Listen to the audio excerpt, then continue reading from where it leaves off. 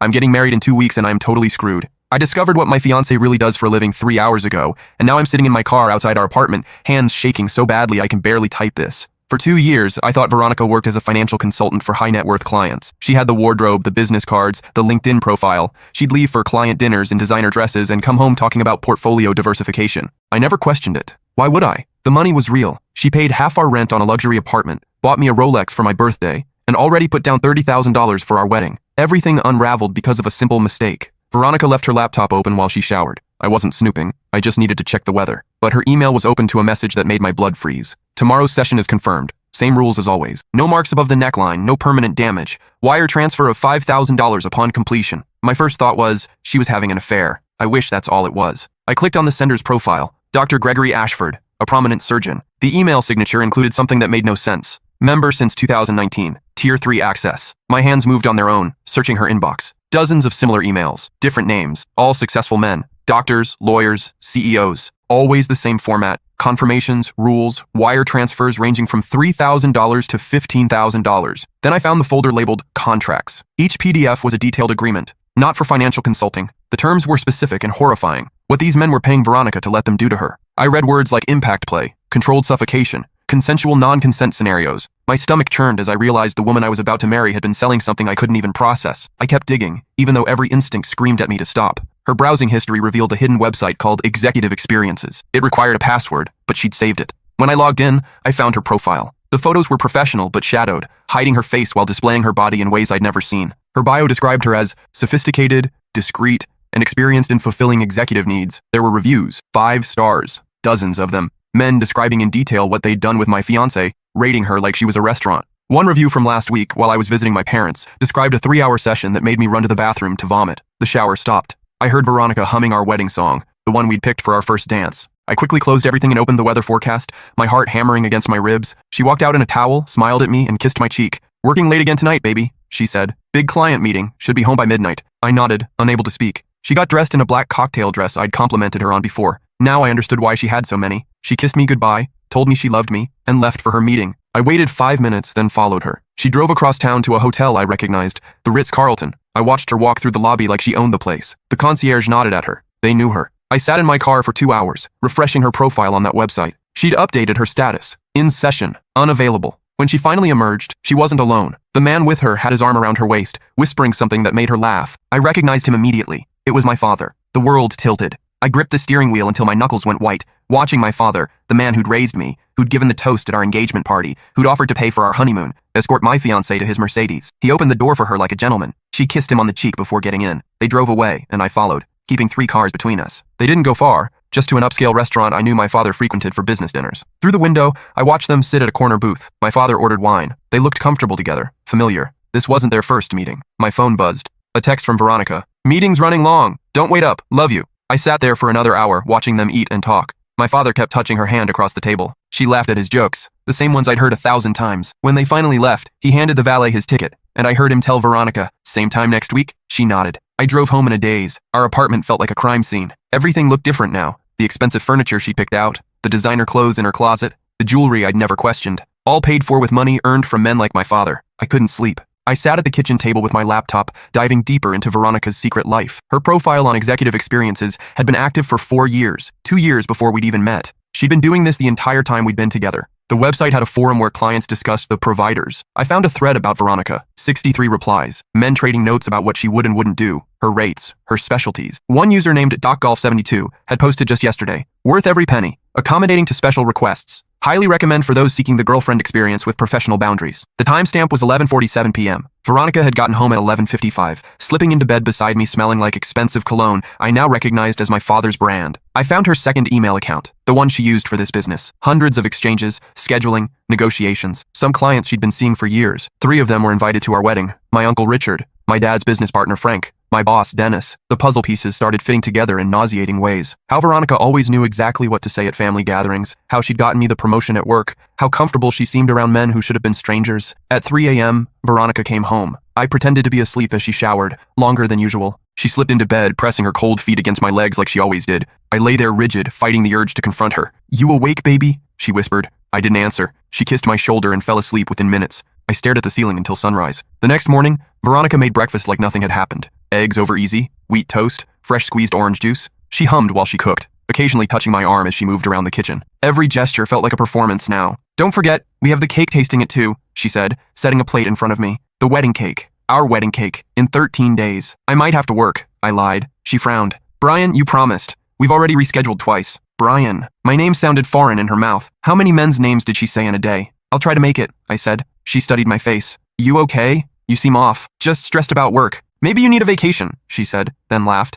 Good thing we have Bora Bora coming up. Our honeymoon. 2 weeks in paradise. Already paid for. By her. With money from... I stood abruptly. I need to go. Brian, I'll text you about the cake tasting. I left before she could respond. I drove to my best friend Kevin's apartment. He answered the door in boxers, squinting at me. Dude, it's 7 a.m. I need to talk. Something in my voice made him step aside. I sat on his couch and told him everything. He listened without interrupting, his expression shifting from confusion to horror to rage. Your dad? He finally said. Your fucking dad? I nodded. We need to call off the wedding. It's in 2 weeks. 400 guests. Deposits we can't get back. Who gives a shit about deposits? Brian, she's been... He couldn't even finish the sentence. I know what she's been doing. And your dad knows you're marrying her. He's known this whole time and he's still... Kevin stood up, pacing. This is sick. This is beyond sick. My phone rang. Veronica. Don't answer it, Kevin said. But I did. Where are you? Her voice was worried. Kevin's. Is everything okay? You left so suddenly? Yeah, just needed to talk about best man stuff. Kevin stared at me like I'd lost my mind. Oh, Veronica said, relief evident. Well, don't forget the cake tasting. It's the last appointment they had available before the wedding. I'll be there. I hung up. What are you doing? Kevin demanded. I need proof. Proof? You have her emails, her website profile. I need video, audio, something undeniable. For what? You're not seriously thinking about... I need to know how deep this goes. How many people in my life are involved? Kevin sat down beside me. This is dangerous, man. Just leave. Pack your stuff and go. I can't. Not yet. Why? I thought about the family reunion last summer. How my father had introduced Veronica to everyone, his hand on her lower back. How my Uncle Richard had hugged her a little too long. How many family gatherings had been contaminated by this secret. Because they all knew, I said. They all knew what she was, and they let me propose to her anyway. The cake tasting was at an upscale bakery downtown. Veronica was already there when I arrived, chatting with the baker about fondant versus buttercream. She lit up when she saw me. You made it! She kissed me, and I forced myself not to pull away. We sat at a small table while the baker brought out sample after sample. Vanilla with raspberry filling, chocolate with salted caramel, lemon with lavender cream. What do you think of this one? Veronica asked, feeding me a bite of red velvet. It's fine. She frowned. You love red velvet. I said it's fine. The baker excused herself, sensing tension. Brian, what's wrong? Veronica reached for my hand. You've been weird all day. I stared at her engagement ring. 3 carats, platinum band. I'd saved for a year to buy it. Now I wondered if she'd actually paid for it herself with money from her clients. Just work stress, I repeated. You keep saying that, but... Her phone buzzed. She glanced at it, and her expression shifted. I'm sorry. I need to take this. She stepped outside. Through the window, I watched her pace while talking, her free hand gesturing animatedly. When she returned, she looked flustered. Everything okay? I asked. Client emergency. I might need to work tonight. On a Saturday? High net worth clients don't care about weekends. She smiled, but it didn't reach her eyes. Where were we? Right, the cake. We picked the chocolate with salted caramel. The baker congratulated us, said we made a beautiful couple. Veronica squeezed my hand and agreed. I wanted to scream. That evening, Veronica got ready for her client emergency. I watched her apply makeup with precision, each stroke deliberate. I shouldn't be too late, she said, zipping up a navy dress. Midnight at the latest. Which client? She paused. The Morrison account. Why? Just wondering. She kissed my forehead. Don't wait up. After she left, I checked her profile on executive experiences. She'd blocked out 8 p.m. to 1 a.m. 5 hours. At her rates, that was at least $8,000. I grabbed my laptop and the USB recording device I'd bought that afternoon. Kevin thought I was crazy, but I needed evidence. Not for court, for my family. They needed to know what my father had done, what they'd all done. I drove to the Ritz-Carlton and waited. Veronica arrived at 7:45, earlier than her appointment. She went straight to the elevator. I followed, keeping my distance. She got off on the 12th floor. I took the stairs, reaching the floor as she disappeared into room 1247. I stood in the hallway, uncertain. What was I doing? What did I expect to accomplish? Then I heard familiar voices through the door. Not just one man, multiple. I pressed the recording device against the door and activated it. The voices became clearer. Told you she was worth it? My father's voice said. Worth every penny, another voice agreed. Uncle Richard. Brian's a lucky man, a third voice added. Frank, my dad's business partner. They laughed. Does he have any idea? Frank asked. None, my father said. Kid thinks she's a financial consultant. More laughter. You're still going to the wedding? Richard asked. Of course, I'm giving the father of the groom speech. That's cold. Even for you, William. William. My father's name had never sounded so poisonous. It's business, my father said. She provides a service, I pay for it. What Brian doesn't know won't hurt him. Until he finds out, Frank said. He won't. Veronica's too smart for that. She's got him completely fooled. The conversation shifted to things I couldn't unhear. Details about what they were planning for the evening, what they'd done before, what Veronica would let them do for the right price. I stood there for 20 minutes recording everything. My father discussing my fiancée like she was a rental car. My uncle negotiating for extra time. Frank asking if she'd ever considered expanding her services. When I couldn't take anymore, I went back to my car and vomited in the parking garage. Then I called Kevin. I got it, I said. Got what? Everything. My father, my uncle, Frank, they're all there. All three of them with her. Jesus Christ, what are you going to do? I don't know. Come over. We'll figure it out. I drove to Kevin's apartment in a haze. He made me drink whiskey while I transferred the audio file to my laptop. We listened to it once, then he deleted it from the recorder and made multiple backup copies. You need to confront them, he said. At the wedding. What? No, Brian, you need to. 400 guests. All our family, friends, co-workers. Everyone who matters will be there. You want to blow this up in front of everyone? They humiliated me. All of them. They knew what she was and watched me fall in love with her anyway. Watched me propose. Watched me plan a life with her. Kevin was quiet for a moment. This could destroy your whole family. They already destroyed it. We spent the next 3 hours planning. Kevin would control the audio-visual system at the reception. He was already in charge of the slideshow. Instead of photos of Veronica and me, we'd play the audio recording, right after my father's speech. You sure about this? Kevin asked. No, but I'm doing it anyway. I went home at 2 a.m. Veronica was already in bed, sleeping peacefully. I stood in the doorway, watching her breathe. She looked innocent in sleep, vulnerable. Nothing like the woman who'd just spent 5 hours with my father, uncle, and Frank. I slept on the couch. The next morning, Veronica found me there. Why didn't you come to bed? Fell asleep watching TV. She sat beside me, running her fingers through my hair. You've been so distant lately. Are you getting cold feet about the wedding? The irony almost made me laugh. No cold feet. Good. Because I love you, Brian. More than you know. She kissed me softly, and I tasted mouthwash and lies. The next 12 days passed in a blur of final wedding preparations, dress fittings, rehearsal dinner planning, seating chart adjustments. I went through the motions, signing checks, making decisions, pretending everything was normal. Veronica grew increasingly concerned about my behavior. You're not yourself, she said one evening over dinner. Talk to me. There's nothing to talk about. Is it work? Your family? Are you sick? I'm fine, Veronica. She set down her fork. You haven't touched me in a week. It was true. I couldn't bring myself to be intimate with her, knowing where she'd been, who she'd been with. I'm just stressed about the wedding. The wedding you said you weren't having cold feet about? It's a lot of pressure. Everything has to be perfect. She reached across the table for my hand. I let her take it. It doesn't have to be perfect, she said. It just has to be us. Us. There was no us. There never had been. You're right, I lied. That night she tried to initiate sex. I pretended to be asleep. She eventually gave up, rolling away from me with a frustrated sigh. 3 days before the wedding, my father called. Haven't heard from you in a while, he said. Been busy. How's Veronica? Ready for the big day? The casual way he said her name made my skin crawl. She's fine. Good, good. Your mother and I are looking forward to the wedding. It's going to be beautiful. My mother. God, my mother. Did she know? How could she not know? Brian, you there? Yeah, I'm here. You sound stressed, son. Everything okay? Son. He called me son while paying to fuck my fiancé. Everything's perfect, Dad. Good. Hey, I'm working on my speech. Any topics I should avoid? Don't want to embarrass you. Just be yourself. He laughed. Will do. Love you, son. Yeah. I hung up before he could respond. The rehearsal dinner was at an Italian restaurant downtown. 50 of our closest family and friends gathered to celebrate our impending union. I sat at the head table, Veronica beside me, watching my father charm the room with stories about my childhood. Brian was always the romantic, he said, raising his glass. Even in kindergarten, he'd pick flowers for girls he liked. I knew someday he'd find someone special. Everyone awed. Veronica squeezed my hand. And when he introduced us to Veronica, my father continued, making eye contact with her, we knew she was the one. She's everything we could have hoped for in a daughter-in-law. My Uncle Richard raised his glass. To Brian and Veronica. To Brian and Veronica, everyone echoed. I drank my champagne and imagined their faces when they heard the recording. Frank stood next. I've known Brian since he was born, and I've never seen him happier than he is with Veronica. She brings out the best in him. Did she bring out the best in you too, Frank? I wondered. Last Thursday, in room 1247, the speeches continued. Friends from college, co-workers, cousins, all celebrating a relationship built on deception. Veronica cried during her sister's speech, dabbing at her eyes with a napkin. You okay? I whispered. Just happy, she whispered back. At the end of the dinner, Veronica stood to speak. She hadn't told me she was planning to. I just wanted to say thank you to everyone for being here, she began, her voice slightly shaky. Especially to Brian's family for welcoming me so warmly. She looked at my father, who smiled back. William and Patricia, you've been like second parents to me. William especially has been so supportive of my career, always offering advice and connections. I bet he has. And Brian, she turned to me, tears flowing now. You've shown me what real love looks like. Before you,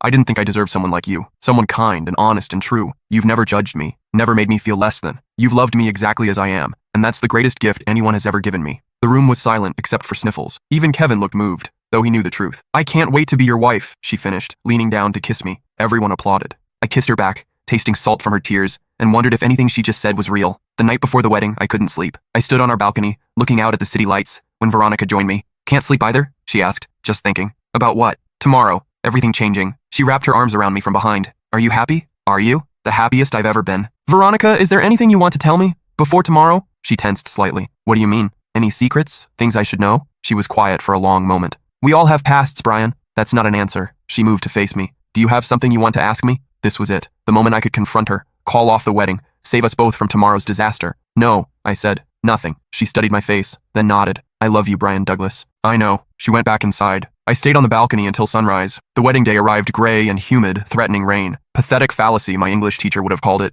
Nature reflecting the mood. I got ready at Kevin's apartment. He kept asking if I was sure, if I wanted to go through with the plan. It's not too late to just leave, he said, adjusting my bow tie. Just walk away from all of it. They need to know what they did. And then what? After you destroy your entire family, then what? Then I start over. Brian, the recording is ready? He sighed. Yeah, it's loaded. All I have to do is press play. After my father's speech. After your father's speech. We drove to the church in silence. The ceremony was scheduled for 4 p.m. I stood at the altar watching guests file in. My mother in the front row, crying already. My father beside her, checking his speech cards. Uncle Richard and his wife, Frank, and his new girlfriend, 20 years younger, probably had no idea. The music changed and the bridesmaids began their procession. Then the music shifted to the wedding march, and everyone stood. Veronica appeared at the end of the aisle, radiant in white lace. Her father walked her down, a kind man who ran a hardware store and had no idea what his daughter did for a living. She smiled at me through her veil, and for a moment I forgot everything. She was just the woman I'd fallen in love with at a coffee shop 2 years ago. But then I saw my father watching her, a look in his eyes that no father-in-law should have, and I remembered everything. Dearly beloved, the minister began.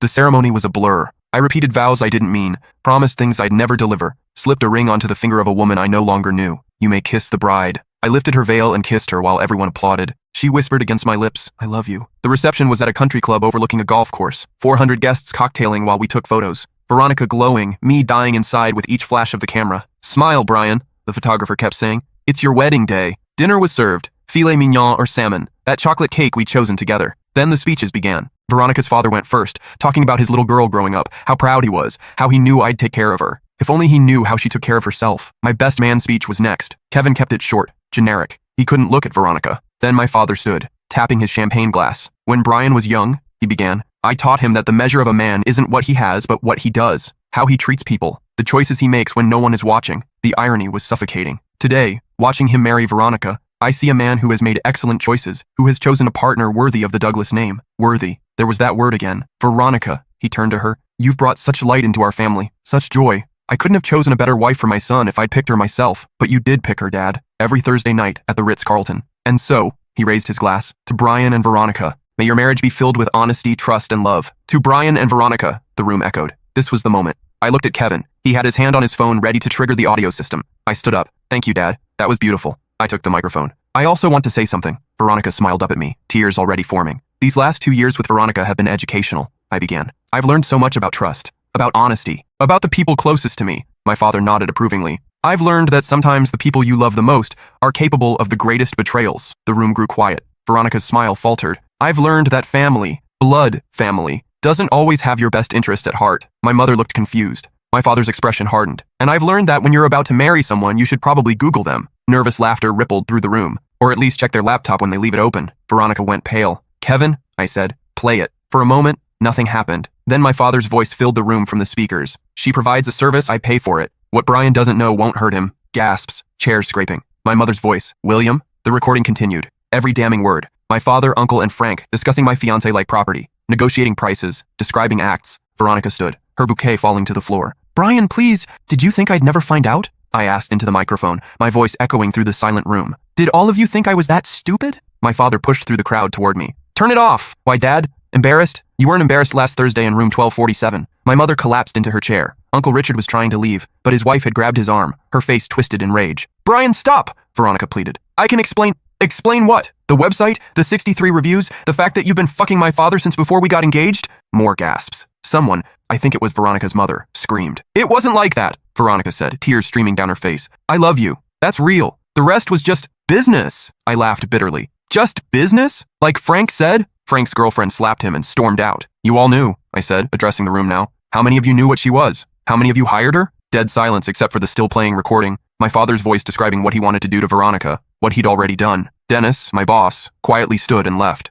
3 other men followed. That's what I thought, I said. Veronica grabbed my arm. Brian, please, let me explain. It started before us. I tried to stop, but the money, your father threatened. My father threatened you? She nodded frantically. He said if I didn't keep seeing him, he'd tell you everything. He said he'd ruin us. I looked at my father. He couldn't meet my eyes. Is that true? I asked him. He said nothing. Is that true? I shouted. You don't understand, he finally said. It's complicated. Complicated? You were fucking my fiancé and threatened her to keep doing it. What's complicated about that? My mother stood, walked over to my father, and slapped him so hard the sound echoed even over the recording. Then she left. The recording finally ended. The room was chaos. People leaving, arguing, crying. Veronica's father was being held back by two groomsmen as he tried to get to my father. You ruined everything, Veronica whispered. This didn't have to happen like this. You're right, I said. It didn't have to happen at all. You could have told me the truth. Any time in the last 2 years, you could have been honest. Would you have loved me if you knew? I thought about it. Really thought about it. I don't know, but at least it would have been my choice. I set down the microphone and walked out, leaving 390-something guests, a sobbing bride, and my destroyed family behind. Kevin found me in the parking lot. That was brutal, he said. It had to be. What now? Now I disappear for a while. Where will you go? I don't know. Anywhere but here. He hugged me. I'm sorry, man, about all of it. Me too. I got in my car, already packed with everything I owned that mattered. As I drove away, I saw Veronica running out of the country club in her wedding dress, her makeup destroyed, calling my name. I didn't stop. 3 months later, I was living in Portland under a sublease, working construction and trying to forget, when I got a call from an unknown number. Brian, it was my mother. Hi, Mom. I've been trying to find you. I know. I'm sorry. Don't apologize. You have nothing to apologize for. We were quiet for a moment. I filed for divorce, she said. Good. And I'm suing William for emotional distress. My lawyer says I have a strong case, especially with that recording. William. Not your father. Not my husband. William. How's everyone else? Richard's wife left him. Took the kids. Frank's company severed ties with William's firm. The whole thing was in the business journals. And Veronica? A pause. You don't know? Know what? She's pregnant. The world tilted again. What? About 4 months along. So she was pregnant at the wedding. 4 months. I did the math. It could be mine, or my father's, or anyone's. She's been trying to contact you, Mom continued. Says she needs to talk to you about the baby. Don't give her my number. I won't. But Brian, what if it's yours? Then I'll deal with it when there's a paternity test. Not before. She's keeping it. Move back in with her parents. Good for her. Brian, Mom, I can't. Not yet. Maybe not ever. I understand. We talked for a few more minutes. She updated me on family members who'd reached out, supporting me. Apparently the recording had spread beyond the wedding, and Veronica's business had been exposed. The website shut down. Several prominent men in our city were caught up in the scandal. You did the right thing, Mom said before hanging up. It was horrible, but it was right. Was it, though? I'd destroyed dozens of lives in a single evening. Ruined relationships, ended marriages, devastated families. All for what? Revenge? 6 months after the wedding, I got a letter forwarded from Kevin. Veronica's handwriting. Brian, I know you don't want to hear from me, but I need you to know some things. First, the baby is yours. I haven't been with anyone else since a month before the wedding. I know you don't believe me, but I have proof. I stopped taking clients when I realized I was pregnant. I was going to tell you after the honeymoon and quit everything. I know it doesn't matter now, but I needed you to know. Second, your father lied to me too. He told me you knew about my work and were okay with it, that you had an arrangement. I didn't find out the truth until we'd been together 6 months, and by then, I was in love with you. I tried to stop, but he did threaten me. He said he'd destroy both of us if I didn't continue seeing him. Third, and this is the hardest part, I loved you. I still love you. Not the life you could give me or the money or the security. You. You were the only real thing in my fake life, the only person who saw me as more than what I could do for them. Even if you didn't really know me, you loved the parts that were true. The parts I'd forgotten existed. I'm not asking for forgiveness. I know what I did was unforgivable. I just wanted you to know that it wasn't all a lie. The baby and I are okay. My parents are helping. I'm in therapy, trying to understand why I made the choices I did. Why I thought I deserved that life. Why I didn't think I deserved you. I hope you find someone who doesn't lie to you, who doesn't have secrets that destroy everything, who can love you the way you deserve to be loved, honestly and completely. Forever sorry, Veronica. I read the letter 3 times, then burned it. A month later, Kevin called. You need to know something, he said. I don't want to know anything. Your father's in the hospital. I was quiet. Heart attack. It's bad. So he's asking for you. He can keep asking. Brian, he fucked my fiancée, Kevin, repeatedly for money. I know. Then you know why I'm not coming. Your mom thinks you should. For closure. Tell my mom I'll think about it. I didn't think about it. I went to work, came home, had a beer, went to bed. Same routine I'd followed for 7 months. 3 days later,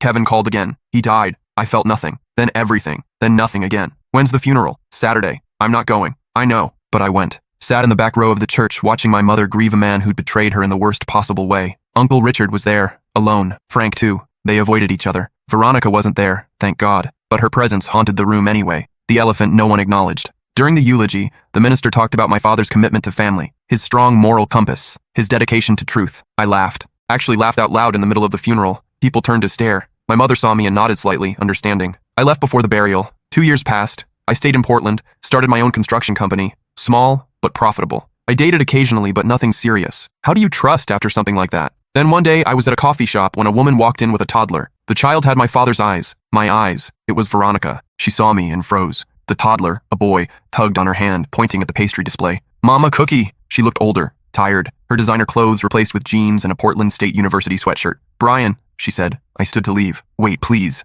I stopped, but didn't turn around. This is Thomas, she said. Your son. I turned then. The boy was watching me with curious eyes. Definitely my eyes. You don't have to do anything, she said quickly. I'm not asking for anything, I just thought you should see him. Thomas toddled over to me, holding up a toy car. Vroom? I knelt down. Yeah, buddy. Vroom. He smiled. My mother's smile. He looks like you, Veronica said softly. He looks like my father. She flinched. I'm sorry for everything. I know. I'm in school now, social work, trying to help women get out of the life. Good for you. Brian, I can't do this. I stood up. Thomas protested, reaching for his toy car I'd been holding. Here you go, buddy. We're here every Tuesday and Thursday morning, Veronica said. Same time. If you ever... I left without responding. But the next Tuesday, I was there, sitting in the corner, watching them. Thomas was energetic, curious, loud, everything a 2-year-old should be. Veronica was patient with him, loving. She looked like an actual mother, not the woman I'd known. This became my routine. Tuesdays and Thursdays, watching from afar. Never approaching, never talking. Just watching my son grow up from a distance. One Thursday, Thomas escaped from Veronica and ran straight to my table. Hi, he said, grinning. Hi,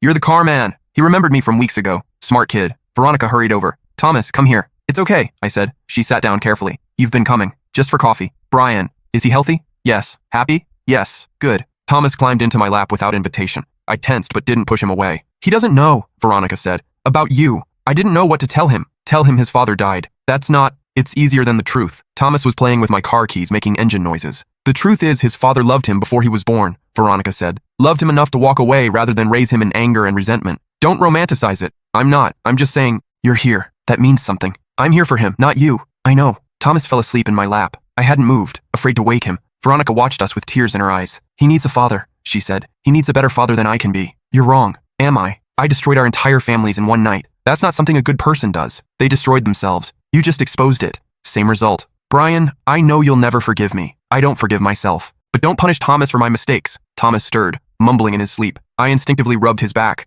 the way my mother used to do for me. I'll think about it, I said. It took another 6 months before I could do more than watch. Before I could sit with them, talk to Thomas, be present instead of just observing. Veronica never pushed. She let me set the pace, the boundaries. We didn't talk about the past, only the present. Thomas's favorite foods, his fear of dogs, his obsession with trains. On his 3rd birthday, I brought a present. A wooden train set I'd built myself. For me? Thomas asked, eyes wide. Yeah, buddy, for you. He hugged me, the first time, and I broke. 3 years of anger and hurt cracked open, and I sobbed while holding my son. Veronica didn't say anything. Just let me have the moment. After that, I became part of Thomas's life officially. Not as his father, not yet, but as Brian, Mama's friend who brought cool toys and taught him to build things. We worked out a schedule, weekends at the park, Wednesday dinners, swimming lessons on Saturdays. Slowly, carefully, we built something resembling a family. Not traditional, not perfect, but functional. Veronica graduated with her social work degree, got a job at a women's shelter, started rebuilding her life legitimately. She dated once, told me about it beforehand, asked if I was okay with Thomas meeting him. The relationship didn't last, but I appreciated the consideration. 5 years after the wedding that wasn't,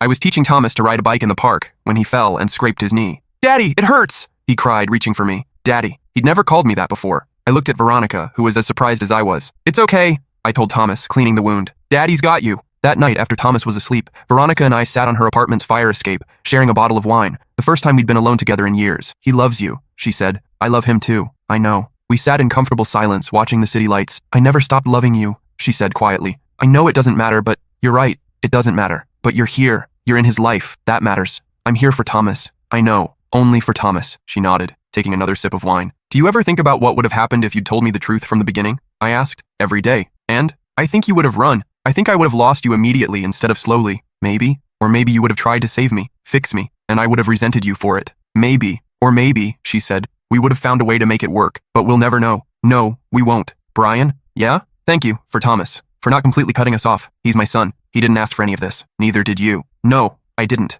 More silence. Then she asked, do you think you'll ever forgive me? I thought about it for a long time. I forgive the woman you are now, I finally said. The mother, the social worker, the person trying to be better. But the woman you were then? The one who lied to me every day for 2 years? No, I'll never forgive her. She nodded. That's fair, is it? It's more than I deserve. We finished the wine and I left, kissing Thomas's forehead as he slept. 2 more years passed. Thomas started kindergarten. I was there for his first day, camera in hand like every other parent. Veronica and I had fallen into an easy co-parenting rhythm. We weren't friends exactly, but we weren't enemies either. We were just 2 people bound together by a child we both loved. My mother had moved to Portland to be closer to her grandson. Time to move on, Brian. Find someone. Be happy. I am happy. No, you're content. There's a difference. She was right, but I didn't know how to change it. Frozen in that moment at the altar. I've moved on. I have my son, my business. You've moved forward. That's not the same as moving on. What's the difference? Moving forward is mechanical, to a fault. She knew my history. Everyone in Portland's construction community did, and she didn't care. Everyone has baggage, she said on our 3rd date. She said one day when I was picking Thomas up.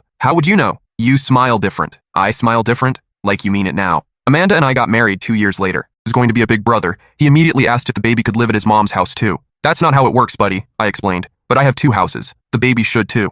Kid's logic.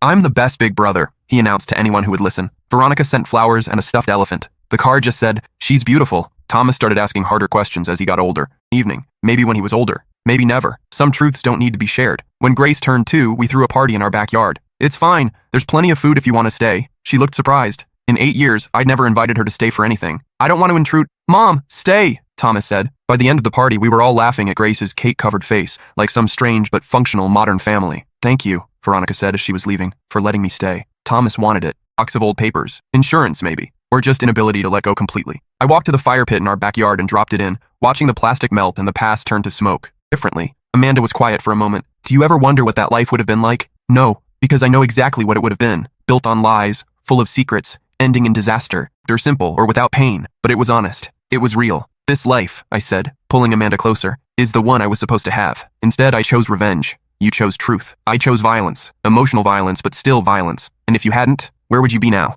I thought about it. Maybe divorced. Or Amanda, Dr. Patel, even my mother. I'd been carrying that day like a weight for 10 years, defining myself by the worst thing I'd ever done instead of the life I built after. The destruction that led to reconstruction. But I didn't. Some things are better left unsaid. Instead, I took my family to the park. But I didn't. They'd figure it out or they wouldn't. They'd survive it or they wouldn't. All any of us can do is try to build something real from the rubble of our mistakes. Assembled from the wreckage of spectacular failure. But mine. Honestly, truly mine. Dead from a heart attack possibly triggered by shame. My Uncle Richard, divorced and estranged from his children. Frank, bankrupted by scandal. Worth it. Grace is worth it. The life Amanda and I built on foundations of truth instead of lies, that's worth it. Higher, Daddy, Thomas shouted. My father's speech about honesty. The moment I decided to destroy everything rather than live a lie. I'd been getting married in 2 weeks, and I was totally screwed. Full lie. Daddy, watch this, Thomas called, jumping from the swing at its highest point. To build again. To push my children on swings in the same park where I'd once come to escape the rubble of my life. Yeah, I said, ruffling Thomas's hair. Just like me, but braver, I thought, fully.